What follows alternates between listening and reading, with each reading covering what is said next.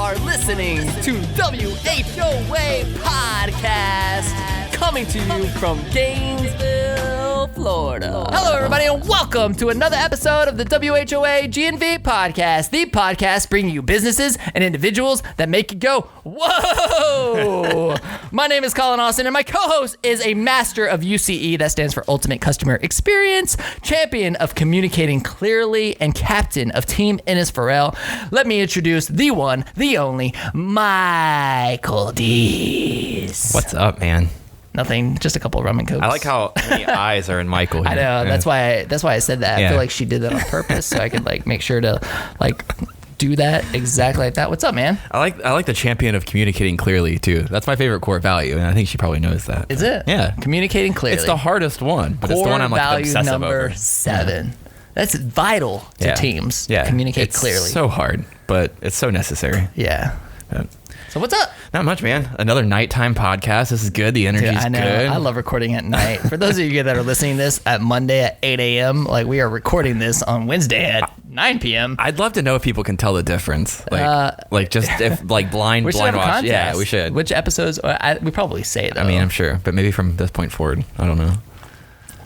See if you can tell the difference in energy between nighttime and morning podcasts. I have no idea. Well, today is November 11th. Right. Okay, it's Veterans Day. So happy Veterans Day. I don't know if our listeners know this, but my dad served in the Air Force for a very long time. He was a fighter pilot, flew F-111s, and was training people on T-38s and a whole bunch of other things. I mean, awesome. So I want to say happy Veterans Day, and I want to send a lot of love to my dad, but just super grateful for everybody who serves our country. Thank you so very much.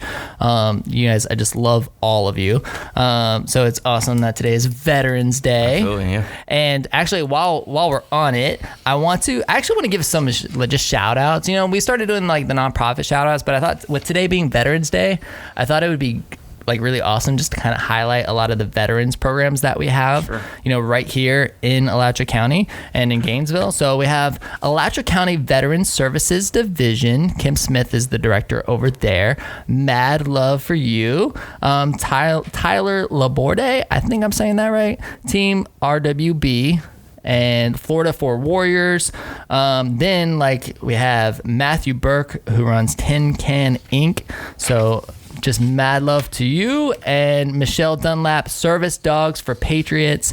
Randy Dexter, Canines for Warriors. You guys, these are programs right here in Gainesville, Florida. And I'm probably sure that I'm sure we're even missing some. Yeah, no doubt. But I just want to send a lot of love to all of you guys and everything that you're doing for our veterans.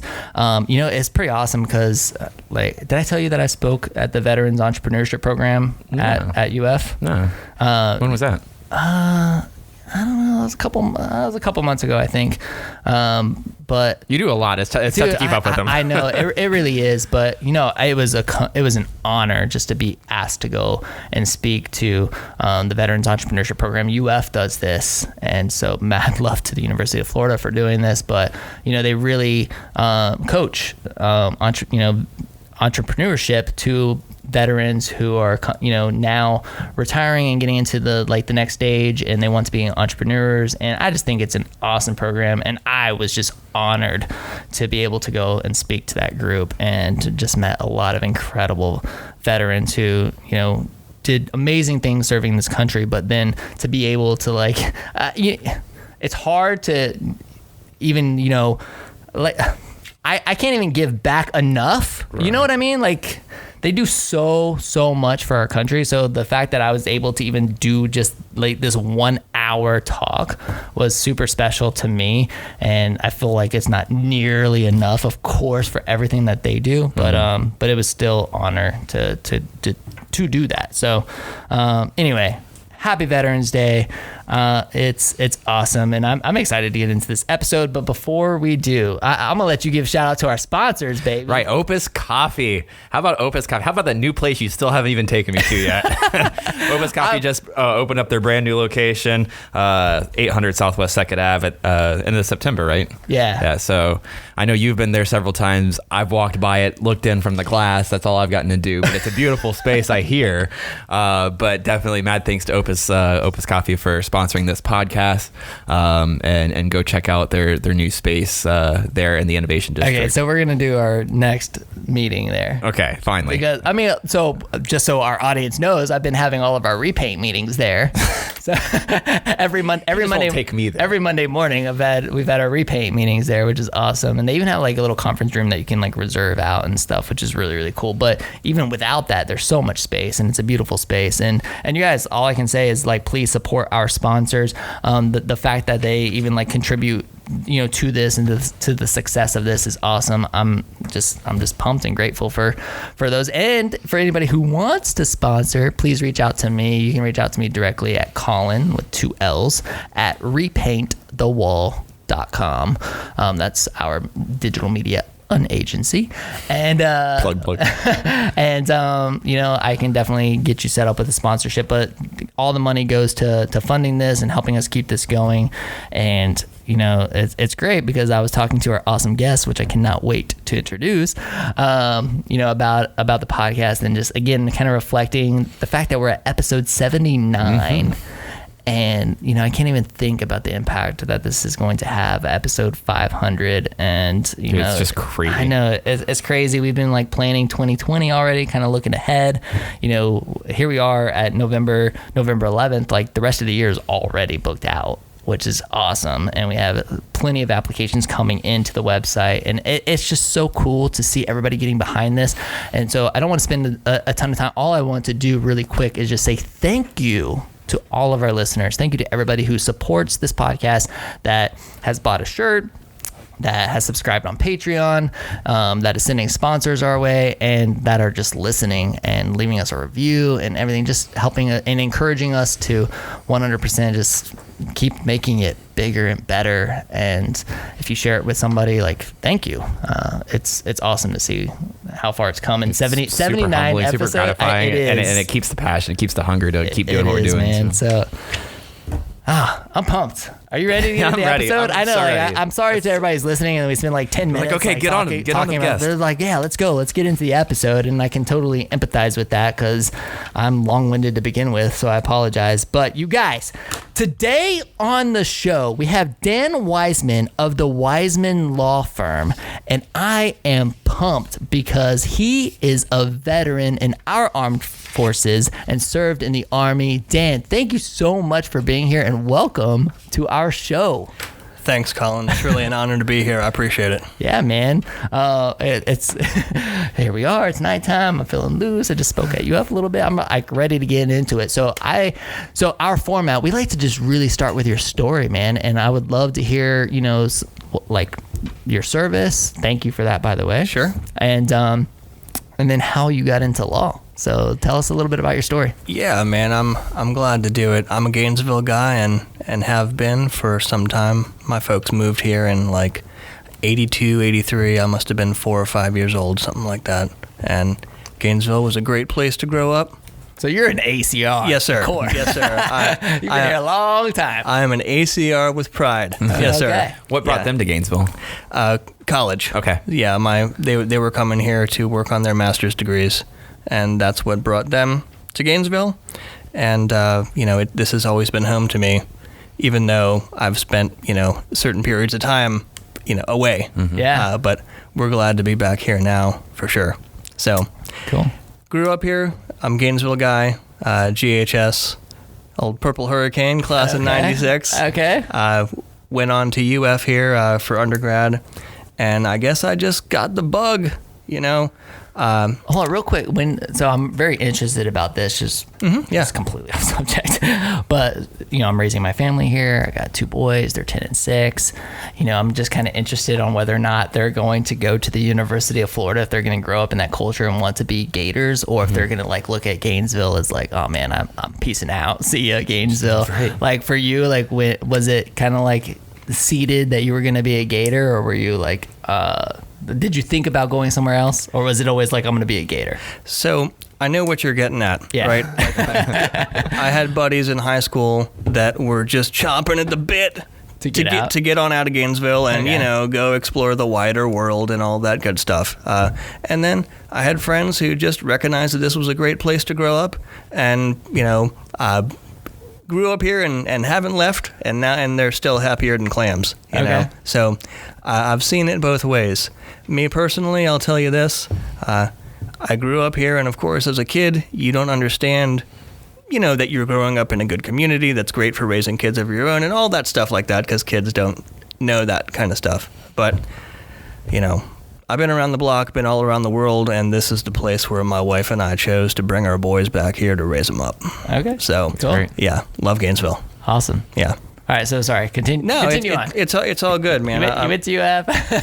Yeah. Happy ACR Gator. I got real fired up about going into the service when I was getting ready to graduate from college. Both of my grandfathers were in the Second World War.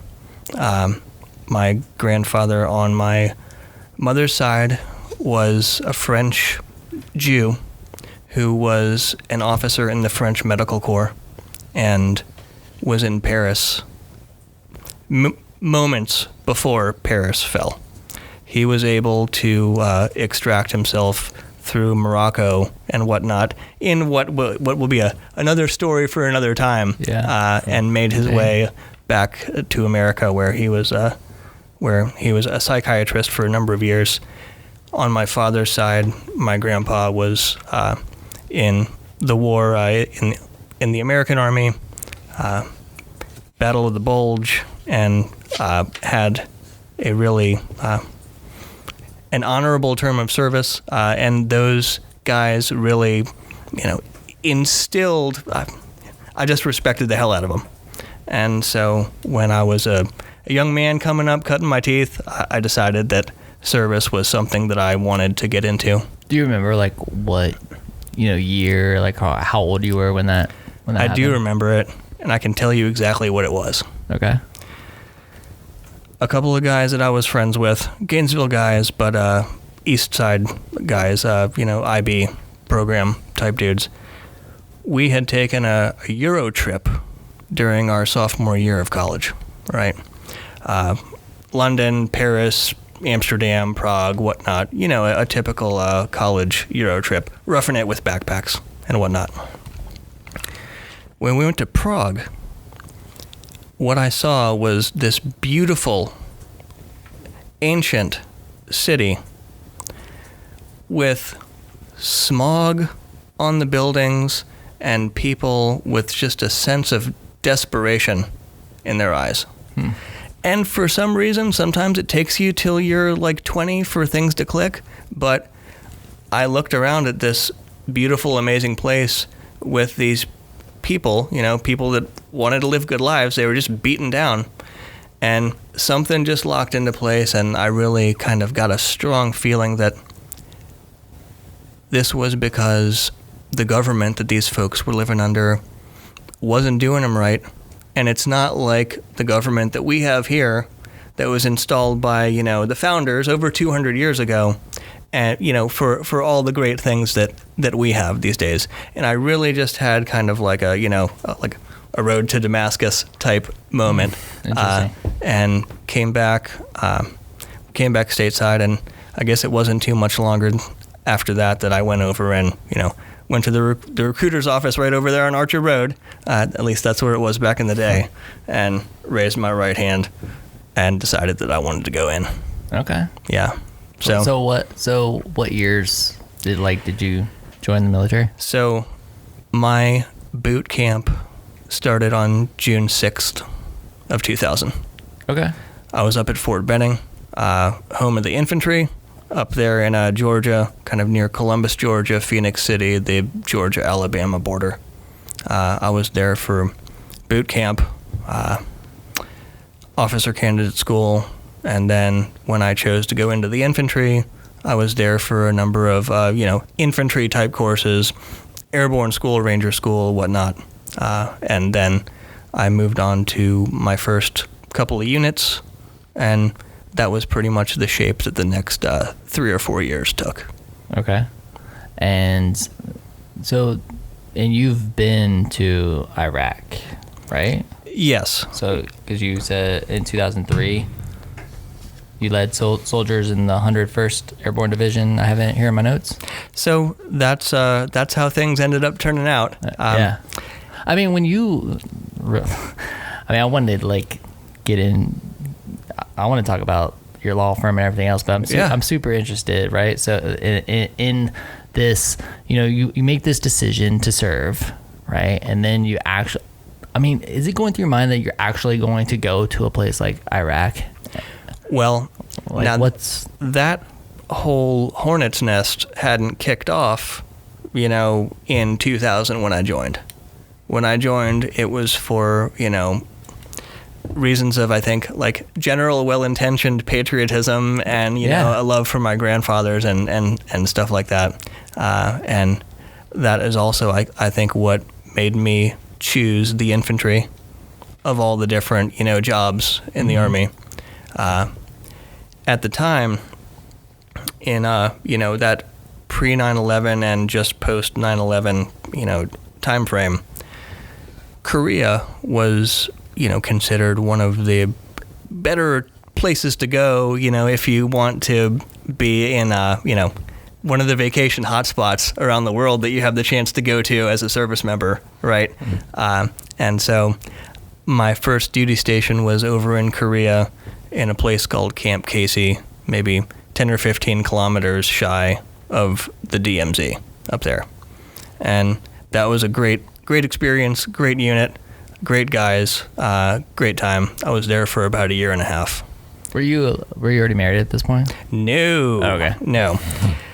I wasn't married. I was not anywhere close to it, and I was cognizant of the fact that, at that time, I felt like living that life and having, a life partner who wants to live the rest of her life with me, I didn't see those two things as being two things that I wanted to tackle at the same time, right? Family life is hard for an infantry lifestyle, if you know what I mean. For sure. So how long were you in Korea for? I was there. It's typically a 1-year tour.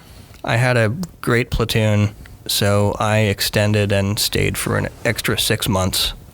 And when I was coming back stateside at the end of that 18-month tour, they had asked me to go to the Florida phase of Ranger School. Not to get all kind of sidetracked, but Ranger School in the Army has 3 different phases. The first one is at Fort Benning, and if the Ranger students graduate that phase, then they go up to the mountains, which is near Dahlonega, Georgia, kind of in that Georgia, Tennessee, Tennessee Valley Divide area. If the students graduate from the mountain phase, then they go to what is called the swamp phase, which is actually, you were mentioning your pops was an Air Force guy. Mm-hmm. The swamp phase is held in the footprint of Eglin Air Force Base out in the Panhandle, near Destin and Fort Walton Beach and whatnot. So they had asked me to go work at Ranger School, to help train the Ranger students. I touched down, and about a month later, the war kicked off. They needed lieutenants, and so they loaned me out to the 101st for the prosecution of the ground war and, the number of months that followed after that. So I, packed my bags, right? Did all the pre-deployment stuff, got on a bird, flew over to Kuwait, got on a bus, started heading north. People were getting off. I was staying on, and just shy of the Kuwait-Iraq border, they finally called my name. I walked off the bus. A colonel came and found me and said, "Weisman, I got a platoon for you." And the next morning we crossed the border. I can't even imagine. I'm like trying to like process all this. So like, what was going through your mind?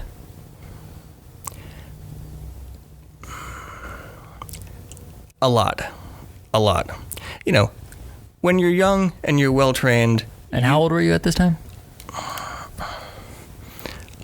Probably 24 or 25. Okay. Right. When you're young and you're well trained, you feel like you're invincible. You're not worried about tomorrow, but what you are worried about is the other American sons that, you know, you have been entrusted with. It's something that I felt like I was well trained for. I felt like, honestly, there was nobody in the world that was more well trained and ready than I was at that time. But even with that being said, bro, it's a legit burden, right? Yeah. It's a legit burden to have, to have the best guys you've ever known and their lives are in your hands. How many people? Somewhere between 16 and 20 was in my platoon. It was a heavy weapons platoon, which is basically task organized with gun trucks, Humvees, mounted automatic grenade launchers, 50 caliber machine guns, and anti-tank weapons. So, yeah, that's how it went down. I met these guys the night before we were crossing the border. The lieutenant who I was replacing had been fired for scandalous reasons. The men were down on, morale was down, and the men were down on officers. And here you are stepping into that? yes. Man. And all I could tell him was what I told him. And it was basically this. Words are cheap. We're about what we do. Y'all don't know me. It's my responsibility to earn your trust.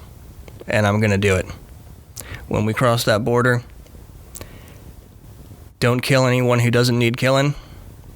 But if you run across a situation where it's him or you, let it be him.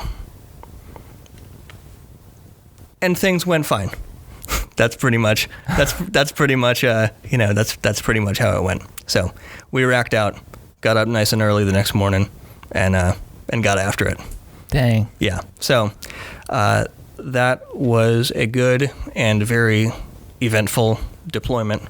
We engaged in a number of operations, from the border crossing to shooting the Karbala Gap, a number of operations in Baghdad, all the way up through Mosul. And real quick, from a leadership standpoint, I mean, you step in, morale's down. I mean, what, like, was there anything that you did? I mean, besides like that talk, right? Like, you have to earn their trust. Was there anything else that you did to really kind of bring the morale up? You have to put your best foot forward when you're in a situation with people who have been burned and who don't know you. And that's pretty much what it is, right? Soldiers, I think, are somewhat analogous to, the employees that we, try to shepherd, provide guidance to, provide good opportunities for, and to provide leadership for in the civilian world, right? There's an analogy here. People don't believe what you say, but they damn sure believe what you do. And if they see that you're the kind of guy who's going to eat last and never until they've eaten, if there's a satellite phone going around, which was, of course, cutting edge technology at the time, right? And you're the boss, but the men see that you're not availing yourself of any of these creature comforts until they've had their chance to do it. If people see you, not coddling people and not always putting everyone else first, but if people see you putting yourself last in the infantry culture, that's how you build people's trust and their faith in you one step at a time. That's on an interpersonal level. I think that people also want to see that you have thought things through.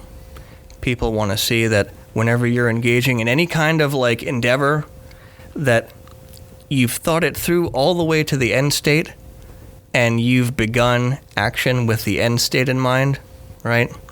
People want to see when you're going through hard stuff together, right? People want to see that you're the kind of guy who will stop every so often and tell the guys what's going on, where we've come from, where we are, where we're going, right? And I bet this all resonates with you as a business owner and as a leader, right? Yeah. It's all the same. It's all the same thing. In one context, bullets are flying. In another context, if you make mistakes, people lose their jobs. But leadership is the most devastating weapon on the battlefield, whether it's in business or in war. So it's so incredible to me. I'll be honest, when I started this podcast, I had no idea what was going, the stories that would come. We started interviewing children, authors, sports figures, business people. Now it definitely leans very business, right? Sure. But the lessons are applicable across the board. Yes. Right? Whether you're talking about sports, I was speaking at UF tonight, talking about the fact, I was talking about Ahmad Black when he was on the show, talking about sports culture, and he's telling me about sports culture and the culture, when he was a football player at the University of Florida. I'm just like, dude, this is completely applicable. Can't say that word. I'll get that word one day. To business. I mean, the culture that you're describing is the same as culture in business, and the things that you're describing in terms of leadership are the same thing in business. Yeah. So it's interesting because, one, I had no intention of this podcast going this direction to start, which is what I absolutely love about the podcast as well, is that we're just like, hey, tell your story, and then we go down this route, but man, talk about a lesson in leadership. It's pretty awesome. Yeah. And especially when I kind of think about how this was my first real job, so to speak, aside from the normal jobs that you have when you're a kid, right? This was my first exposure to what it means to be a leader, what it means to have people relying on you, what it means to need to keep the faith with people, and what it means to be a guy who can, on one hand, be a shoulder to cry on, if that's what's needed, or to be a guy who will hand out a spanking, if that's what's needed too, right? All of these characteristics, all these things are on different ends of a spectrum, okay? But if you're going to be a leader, you have to have both of these characteristics in terms of their dichotomy, right? You have to be compassionate but firm. You have to be right. You know what I mean? 100%. Don't you find that it's the same way, Sure. in the administration of your business? Mm-hmm. Yeah, 100%. Yeah. So I mean, that was that deployment, and that was just day one. Okay. Oh my God. It On was to day two. It was a wild time. We got into a bunch of stuff, which that'll have to be another story for another time. Let's just have a 5-hour podcast. Let's go. Yeah. The So how long were you guys over there? that I don't exactly recall. Okay. But This isn't like a 1 week thing, right? This is like no. months. It was months and months and months. Months, okay. And I don't exactly recall how long we were there, but what I recall is that all of my men from that deployment made it home with all of their fingers, toes, arms, and legs and eyesight intact. Amen so to that. for me, that's how I felt about that. We came back stateside. I went back to eventually my unit, at Florida phase of Ranger School, started screaming about where I was and we need him back, yada, yada, yada. So they finally got me back. And around that time, I had just had a really good, run, a really good experience with the guys. I'd just been accepted into law school, right? So I had that to think about. And I started looking out over the career of, what it means to be an officer in the infantry, looking at the careers of, the colonels, the majors, and asking myself, what is this going to look like if this is your life path and your career. And I was a relatively junior captain at that point in time. I'd been in the Army for just over 4 years, and it had been 4 years of, almost all leadership time, right? Almost all time with soldiers. The longer you stay in, the more the Army takes you away from that, right? There's just no better way to say it than that. The Army needs smart, intelligent, thoughtful people to do the planning and to ration out the beans and the bullets and, all that stuff. We call that staff time. At the time, I looked back at, all the great time that I had just had with soldiers. I was looking out at, all the staff time that I would be facing if I stayed in. I decided that just wasn't the right fit for me. Now, I'm still friends with a bunch of guys that I came up with in the Army. They're all majors and colonels now. And what I know now that I didn't know then is that if you really care about soldiers and if you really love soldiers, then, do they need guys, exiting the plane with them and taking doors with them? Yes, they do. But do they also need guys, who are senior with common sense, who can kind of make good plans and do all that higher level stuff in a good common sense way so that the men have a fighting chance of survival and the best kind of quality of life that they can have? You need that too. You need good people doing that stuff too. At that time in my mid-20s, I didn't quite see that far out into the future. Okay. And so does that make you wish that you would have stayed in longer? So now? I think about that all the time. I think that if I would have gone in on the enlisted side, and not to run down this whole big rabbit hole, but on the officer side, they move you onwards and upwards as quickly as they're able to do so.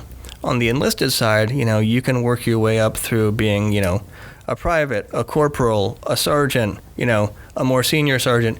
You can spend your whole career with a platoon, right? Mm-hmm. If I would have gone in on the enlisted side, I might still be in today, right? I think about all the time getting out, and now I have a wife who's just an absolutely rockin' person. I have 2 kids, 6 and 8, that are both just absolute wild men, right? And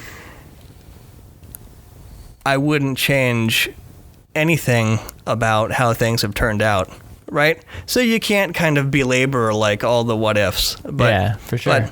But if I could still have all that and have had things turn out that same way and still have stayed in, that probably would have been a good fit for me also.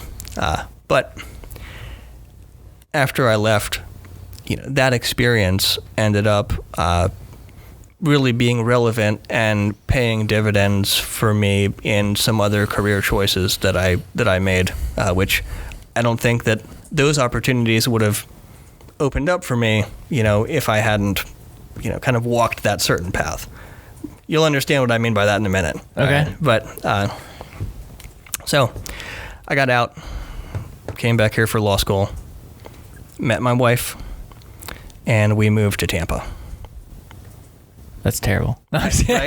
Right. No, I'm kidding. I love Tampa actually, but all right. So you moved to Tampa. Tampa's a good town, right? And it was really good to Olivia and I, right? Especially kind of during that, like young, like me and you, honey. Mm-hmm. Like it was a good town, and it was good to us, when our boys were young. Also, I was hell bent for leather on being a prosecutor when, I left law school, and that was pretty much getting out of the Army and going to law school. I was like, being a prosecutor was what I wanted to do, and I was super jazzed up about it.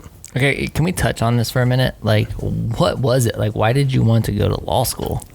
Like, was that always like a childhood passion or something, or like what led to the moment where you're like, all right, I want to be a lawyer? Yeah, I mean, I was that kid when you're a kid who isn't just going to sit there and play Monopoly. I'm going to get out the rule book. You understand what I'm saying, right? And I totally get what you're saying. And it's not because I'm a Boy Scout. And I'm really good at Monopoly, by the way. Right? Yeah. And it's not because I'm a Boy Scout, but like I'm just the kind of guy where like I like to know what the rules are that are governing all of our conduct, and I like to know how to turn those wrenches if I need to also, okay. Right? So it was just something that I had always been interested in. I didn't know really that would come to fruition as wanting to be a prosecutor until I started going to law school and kind of figuring out what the different opportunities were, what the different jobs were, what the different career paths were. Okay. When did you go to law school? 05, 06, 07. Okay. Here in Gainesville, which was a good time to be here. Yeah. Sure. My wife was an Orlando girl, right?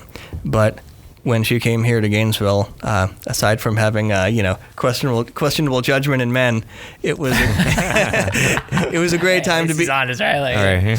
It was a great time to be here in Gainesville. We're winning national championships left and right. Yeah. It was 08. so she got a good impression of the town. We moved to Tampa, and I actually got picked up by kind of a little-known prosecutorial outfit that is a wing of the Attorney General's office, which is called the Office of Statewide Prosecution. They typically don't hire people right out of law school because, you end up doing some heavy stuff, right? But a friend of mine had been kind of shopping my resume around with, the people who run in these circles. The boss of the Tampa AG's office was a guy who just happened to be a 28-year Army infantry colonel and a company commander in Vietnam. So when my resume came across his desk, he felt like taking a chance on me. And that worked out, ending up in a great 6-year run where I basically was allowed to specialize in working on big cases with seasoned detectives to build racketeering and conspiracy cases on street gangs and drug trafficking organizations and other people who make things go bang in the night. And so that was a lot of fun, and it was a good time. But when you purposely go looking for the most violent people you can find and then poke them with sticks, right? There's a certain element of, there's a certain element of hazard involved. And once our boys came along, I felt like that had been a good run, but I was looking for something a little bit different. So I went into private practice. Okay, so once you and Olivia had children, yes, you moved back to Gainesville? Yes, relatively speaking. Okay. I think that when we moved back here, one of the boys was, maybe 4 or 5, and the other one was 3. You know what I mean? Like they were still young, but like we kind of started. It was a good time to go. Yeah, we once our second boy arrived, we really started having that family discussion about where we want to raise these kids at, and that culminated in us moving back here. And why Gainesville? Just because it was your home for so long, or? Yeah, basically yes. We are both Florida people. We like being here. Is she a Gator too? Yes. Okay. Yeah. We She went to Wake Forest for her undergrad. I can't believe that. But No, I'm then, Such a bitter rival, the Demon I know, Deacons and right? the Gators. Just kidding. but then back here for law school, which is Okay. of course where we met. Okay. And so, yeah. So So what year did you start the law firm? I was in private practice in Tampa, for a few years. And then, there's not much difference between my practice here and there other than it's in a different place. You know what I mean? So, yeah. Okay. Cool. So what year did you guys move back to Gainesville? I want to say it was like early 2017, late 2016, something like right in that. I love that you're like me and we're just terrible with dates. Like, I can never remember dates. I'm like, it was July 3rd, 2015. Right.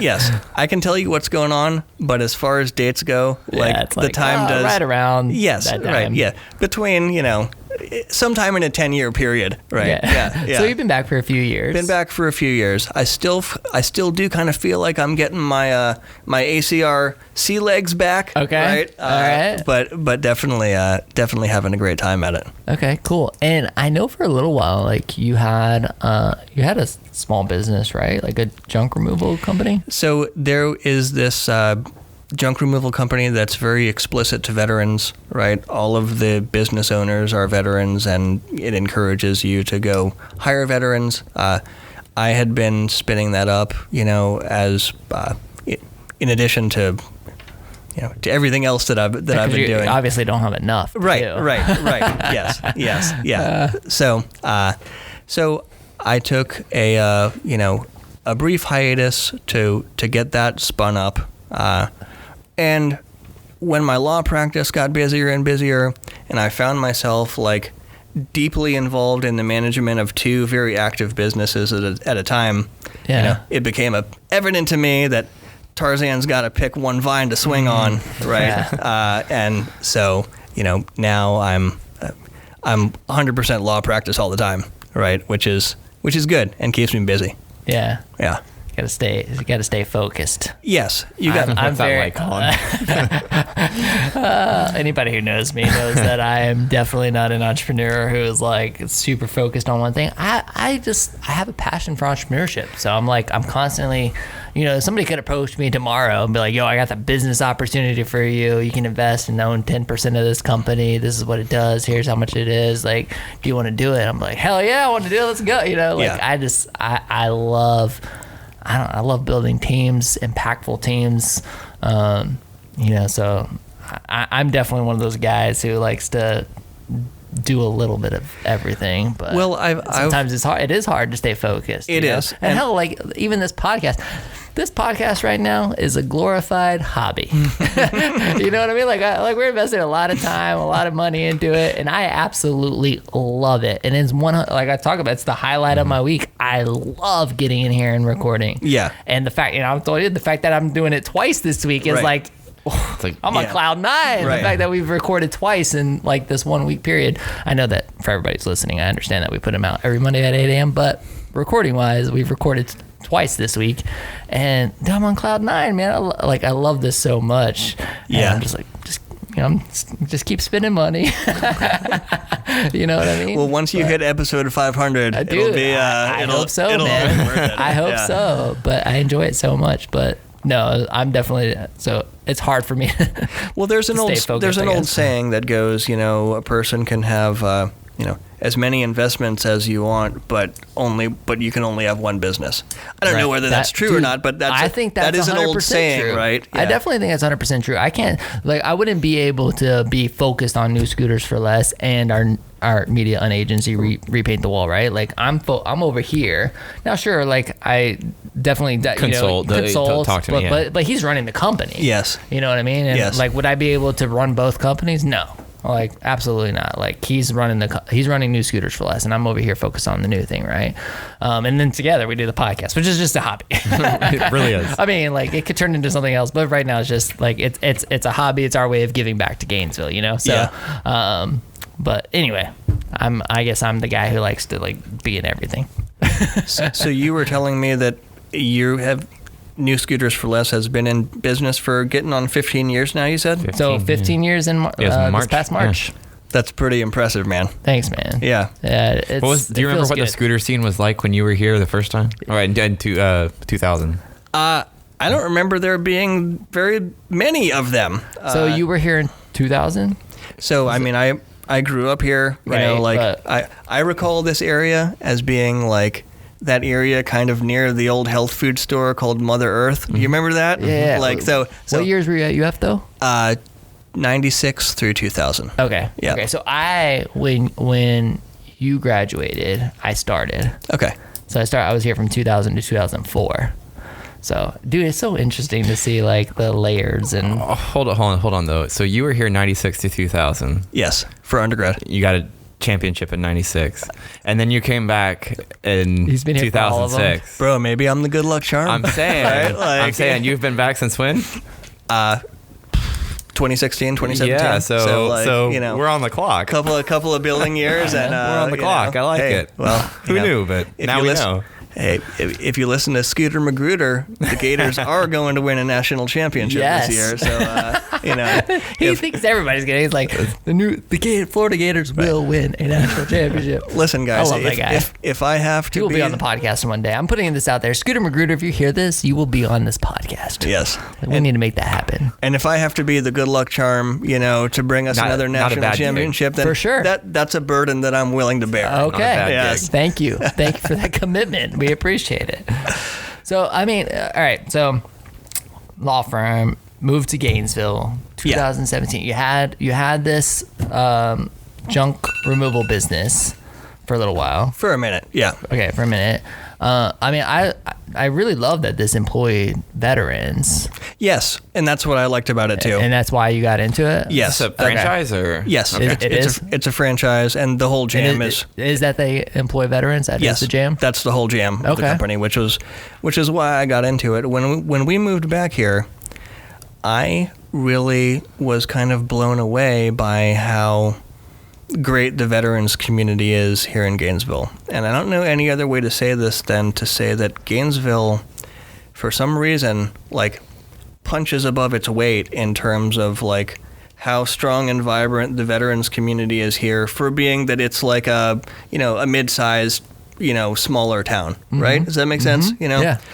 And I don't know why things are this way. I think maybe it, if I had to kind of like, think over it, I'd say that it probably has something to do with, the university came here, and then a big medical community came here, and then a VA hospital came here, and, for another thing, the American Legion, it's a veteran services organization that was initiated right after World War I to help veterans.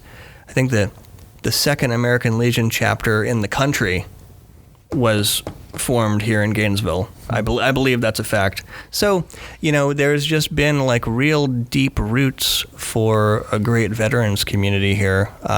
And when we moved back here, I was really blown away by it. Yeah. We have all the. Heck, that list of businesses that groups that we announced at the beginning of the episode. I mean, you gave me that Yes, list. and you know what? I could probably like rattle off 20 or 30 more. Yeah, which just is amazing. Yes, yeah, it's great. Gainesville's a great town for veterans. It's a good place to be a veteran, and there's a very strong, vibrant veterans community here, which was one thing that made that business resonate, so well with me, right? I mean, so real quick, do veterans have a hard time getting employed? Sometimes they do. And is there a reason? Yes, there is. Although it's probably not something that you'll find written in any, in any employee handbook, or, it's probably not the sort of thing that you will hear employers kind of like saying. But I do think that veterans can have more challenges getting employed than the average bear, right?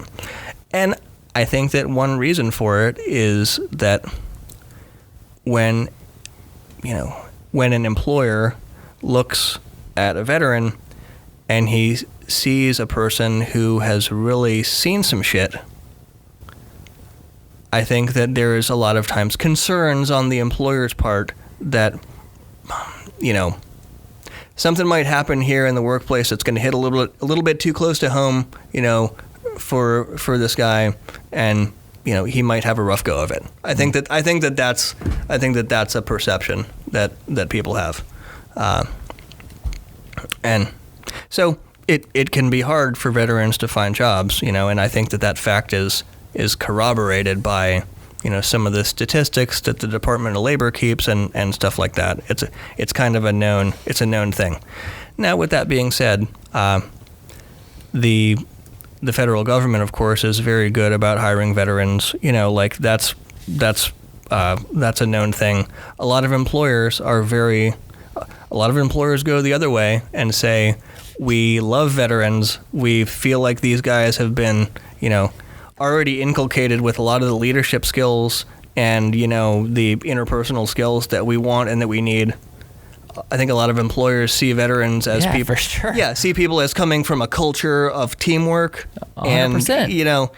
And I think that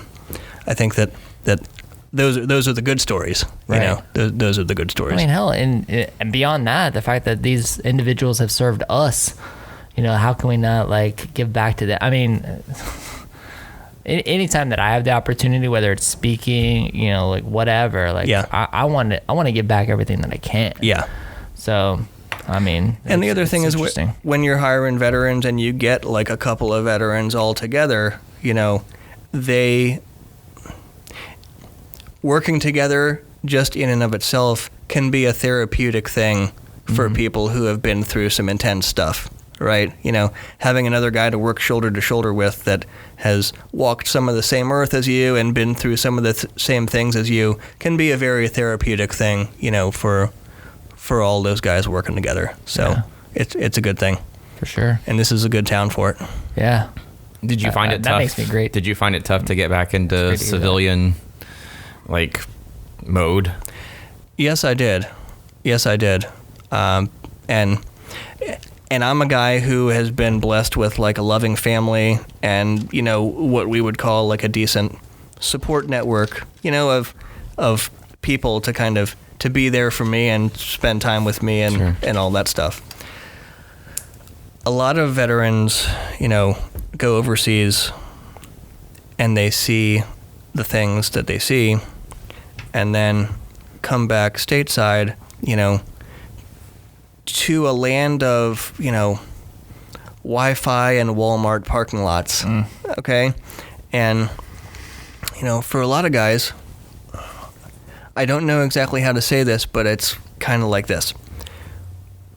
Once you've jumped out of an airplane with a machine gun, the stuff that's going on at the county fair, that don't do it for you anymore. Does that make sense? Right? And so, a lot of times veterans have trouble finding fulfillment and significance, right? Because, a month ago, the best guys I ever known were depending on me for their life. Now,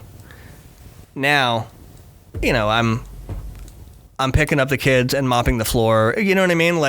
The disparity between the stakes is something that a lot of people have trouble, acclimating to. Right? Do you have any suggestions on how somebody, whether it's an employer or anybody, could help that person get that purpose back? I mean, maybe they need to speak on the subject. Maybe they need, what is it? Yes. What could give that person that purpose again? The way that a lot of people say it is that you need to find your next mission.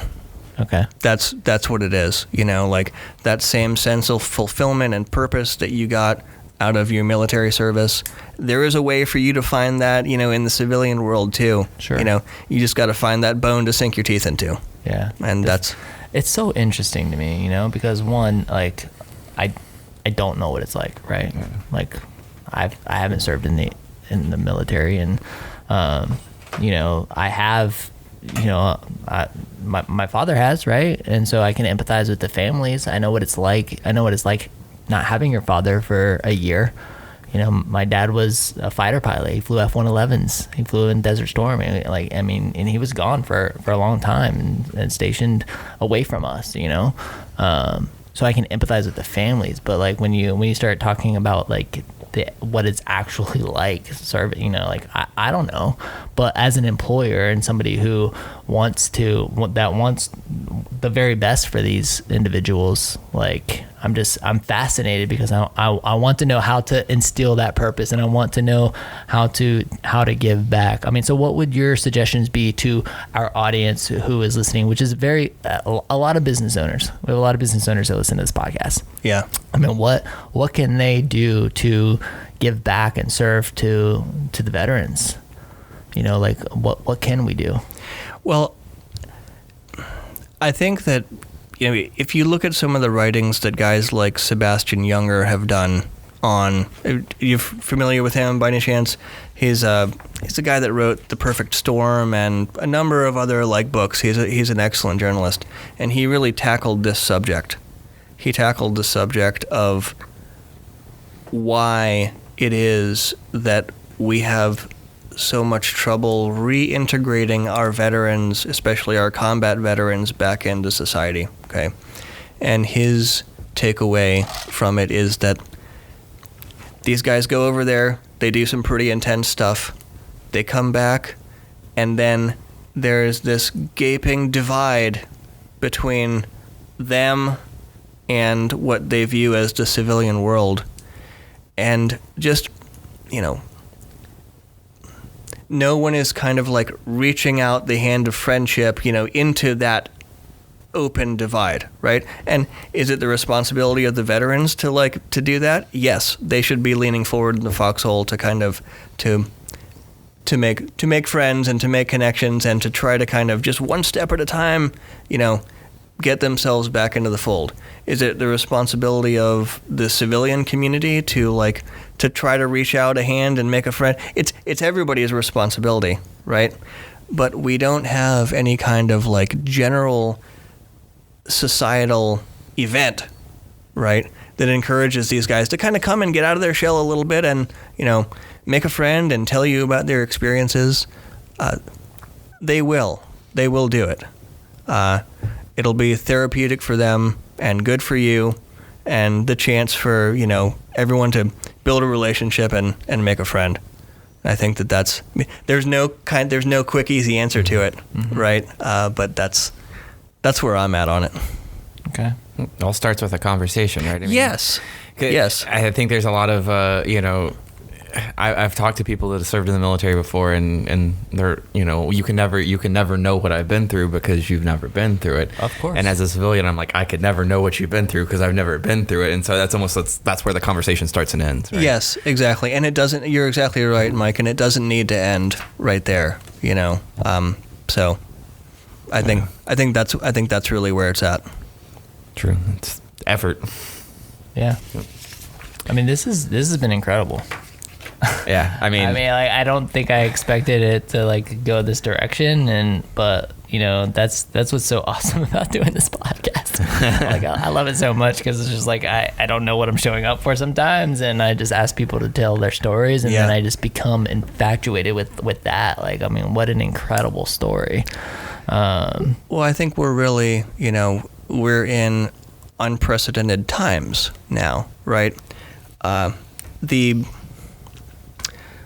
The trauma that people go through in traditional symmetrical warfare is different than the trauma that people go through in the modern asymmetrical warfare that we have been facing for the last, decade and a half of warfare, that we've been engaging in, right? And so it's an understandable thing when a guy who has to look at every dead dog on the street as if it might be packed with an artillery shell, right? It's an understandable thing when that guy, looks at someone, with suspicion, as someone's crossing the sidewalk in front of him or whatever. You know what I mean? It's when these guys go over there and they're on vigilance level, 11 for, for hours and hours and hours and hours and hours and hours, right? The mental fatigue and the mental taxation that comes along with that is just a different kind of fatigue and trauma than the sort of fatigue and trauma that we kind of are familiar with in terms of our traditional symmetrical World War II type conventional military activities, right? It's a different thing. And we've been engaging in, up until recently, of course, 10, 12, 15 years of sustained combat activities with 12, 15, 18 months deployments. And I think that it's not talking out of school to say that this was all done without a real plan as a nation about how we were going to deal with the consequences and the aftermath, right? How we're going to deal with these guys and bring them back into the fold after we ask them to go out and do all this, right? And so guys like us, find ourselves here, right? With good intentions, trying to move forward in a way that's going to keep our country, the strong, vibrant place that it is. Yeah. Does that lack of plan and vision, I don't want to overly politicize anything for this podcast, but does that creep itself into your mind whenever you're out there in Iraq on the lines, crossing the border? If you're not... You talked about being in Prague on the Euro trip and looking around and seeing the civilians there that were done bad by the government. Yes. And we get into that war, and it's some of that. It's a search for weapons that did or didn't exist. Yes. It's maybe what you're doing is protecting us on the home front after post 9/11. If you're not on board with why you're there, outside of protecting yourself and protecting the person next to you, is that a thing? And how does that creep into your mind? How does it affect your psychology when you're out there? Yeah, it's absolutely a thing. And I'll say this before I tell you that. One of the things that I really love and that I'm grateful for about, being here in 2019 is that when I think of what the Vietnam guys went through when they came back to America and they were cursed at and spit on, all right? And now I think of, the debate, locally and nationally that we've had about, the wars in Iraq and Afghanistan. And I see now a society where, people can question the war without insulting soldiers, and we can have this conversation, right?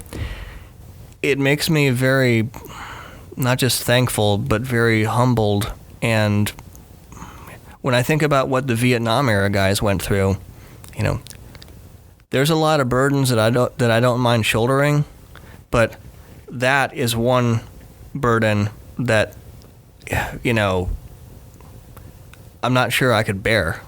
You know what I'm saying? Mm-hmm. And so one thing that I love about where we're at right now is that we can have these conversations, right? Someone who is, completely against the war can sit down, shoot the breeze with me, and get my perspectives as being someone who was over there, when all these bad decisions were being made, right? And we can have a conversation about it. It's also something that I love about the Gainesville area and the Alachua County area. I feel like, and I'm not trying to get us off on another tangent, but I think that, I don't know what it is. It's like something in the water around here. Maybe it has something to do with the fact that, North Central Florida has agricultural roots and all the stuff that kind of comes along with that. And then you add in, we have got a university here, a big medical community here, and and those voices, right? And I feel like this area that we're in, the Gainesville area, is a place where, yeah, there's some red, yeah, there's some blue, but it kind of like is a lot of purple too. Mm-hmm. You know what I mean? Like I like the vibe around here, and it's a cool place. And I'm happy to see that the town that I came back to is a town where like there's voices on different side of the aisle. There's voices on different side of the table, and I personally like really enjoy that. Like I enjoy getting out of my comfort zone.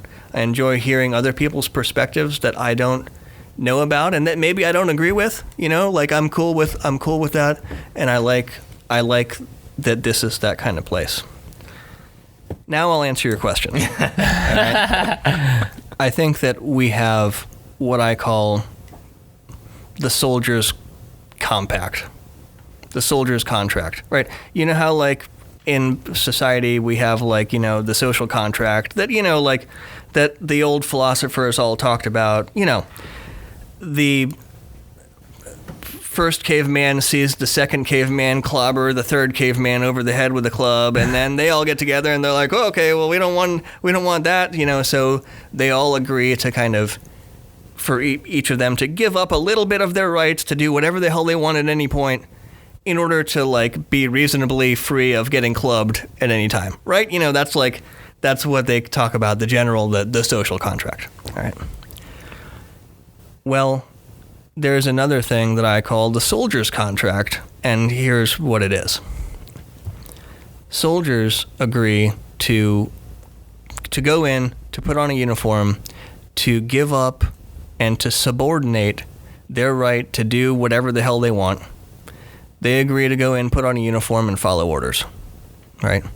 As long as those orders are, legal and moral and not, a violation of the Geneva Conventions, okay?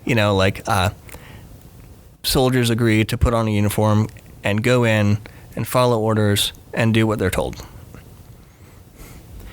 There's another side to that coin, right? When people are willing to put themselves in harm's way, put everything on the line, and make the ultimate sacrifice, then the people who are planning the stuff that these young men and women are fixing to go do, those people have a corresponding obligation to our soldiers to only risk their lives over worthwhile military endeavors that have been thought out and thought through diligently all the way to the end, right? With the same degree of diligence that you would think through something on if your own son's life was on the line for it, okay? And that was clearly not done here. It was clearly not done here. So that's where I come down on that,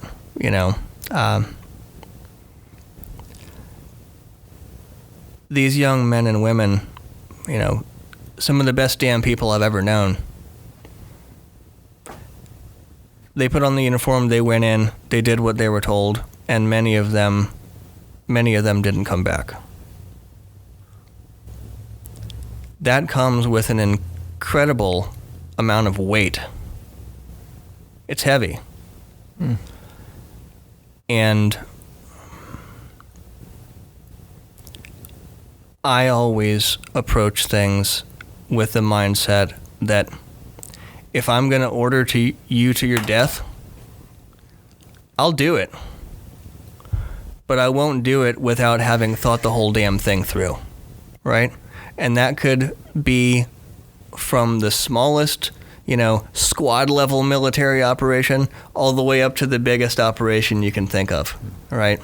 And I think that a lot of people see it the way that I do in that regard, So. Well, it's great. Man. Did that answer your question? I mean, it does. It's just, for one, it's tough for me because it's so far out of my arena, and I'm just like, I'd say I can imagine, but I can only try to imagine. Right. I really can only try, and I do try, but I just have no basis for that, and I'm thankful that I have no basis for that. But it's just it's a world that I'm in awe of. things that I've gone through in life. But then it's like we said, I mean, there's so many analogies to business, not to make light of it, but it's the same kind of thing. You talk about yes, it is. Making sure that everyone eats.